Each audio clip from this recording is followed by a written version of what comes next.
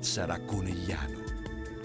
Benvenuti al Meteo. Dopo il forte maltempo dello scorso weekend con il violento nubifragio che ha colpito in particolare la provincia di Verona, martedì 25 agosto tornerà il sole.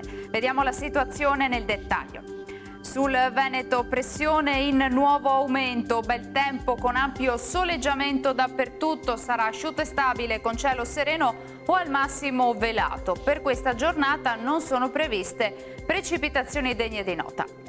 Clima gradevole con temperature minime fino a 20 gradi, massime invece tra 26 e 30 gradi all'incirca. Stessa situazione anche sul Friuli Venezia Giulia, tanto sole su tutte le province, non sono attese piogge, cielo che sarà sgombro da nubi. Temperature minime tra 15 e 20 gradi, massime invece sui 27-28 all'incirca.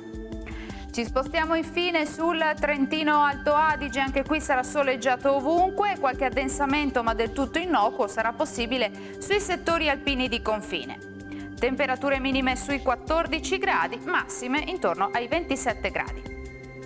Dal meteo per ora è tutto, io vi auguro un buon proseguimento in compagnia di Antenna 3. Arrivederci.